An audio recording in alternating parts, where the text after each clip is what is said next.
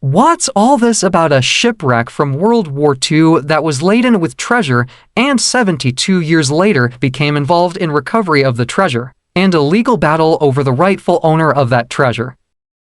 Well, in today's episode of What's All This, we uncover the story of the SS Tilawa, a tale of tragedy, recovery of treasure, and a legal battle that would resurface decades later, revealing the complexities of maritime salvage law.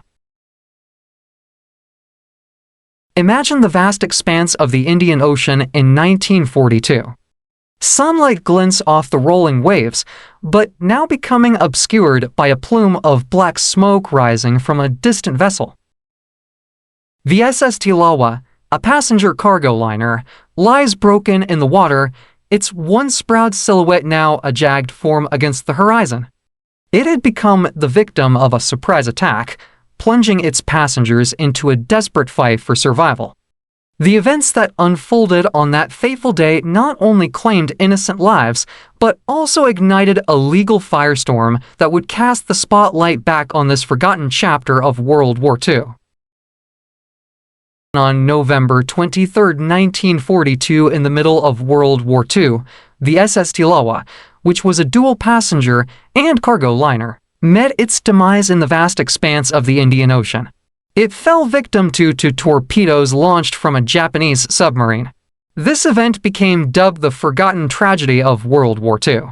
It claimed the lives of 280 passengers, and fortunately, there were 678 survivors rescued by nearby vessels. The Tilawa wasn't just carrying passengers.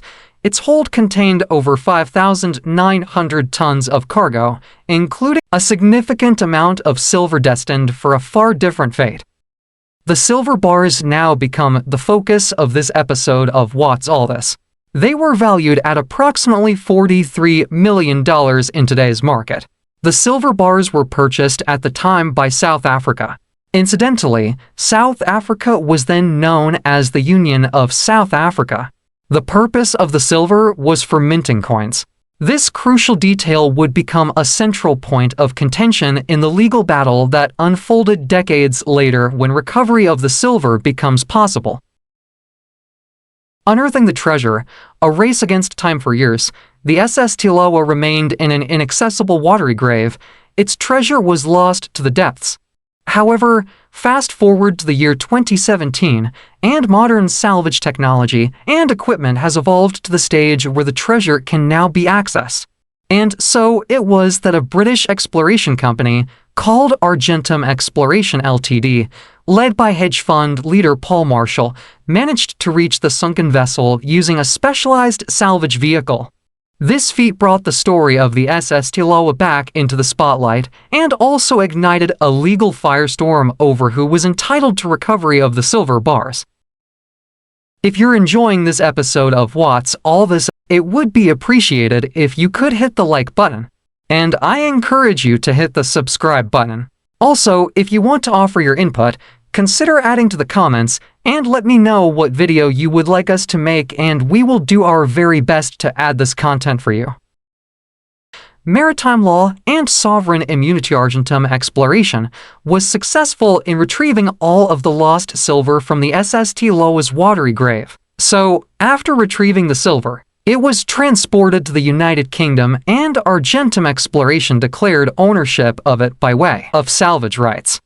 Their claim rested on the principle of maritime salvage law, which allows salvors to seek compensation for recovering lost or abandoned property at sea. Argentum Exploration reasoned that the salvage was voluntary, meaning they weren't directly commissioned by South Africa to retrieve the silver, and therefore they had clear title to the treasure. South Africa, on the other hand, presented a very different perspective. Their argument was that the United Kingdom court lacked jurisdiction due to South Africa's sovereign immunity as a foreign state. Additionally, they contested the commercial use argument presented by Argentum Exploration. South Africa asserted that the silver, while intended for coinage, wasn't actively being used for commercial purposes at the time of the sinking. The initial court ruling sided with Argentum Exploration, recognizing the silver as intended for commercial use. South Africa, however, didn't back down. They appealed the decision, ultimately reaching the United Kingdom's Supreme Court. The highest court in the United Kingdom ultimately sided with South Africa, hanging their decision on the specific interpretation of commercial use within the context of maritime salvage law. The Supreme Court's verdict focused on the distinction between intended use and actual use. While the SS Tilawa itself undoubtedly served a commercial purpose in transporting cargo, the silver bars, according to the court, actually constituted cargo, not actively engaged in commerce. The court reasoned that simply planning to mint the silver into coins wasn't enough to qualify as commercial use, and therefore awarded the treasure to South Africa. The legal battle surrounding the SS Tilawa's treasure not only brought the story of the shipwreck back to light, but also highlighted the complexities of maritime law and sovereign immunity. It is also a reminder of the human cost of war, with the loss of life on the SS Tilawa far outweighing the monetary value of the recovered silver. This somber reminder underscores the often overlooked aspects of the war, where civilian casualties became collateral damage in the global conflict.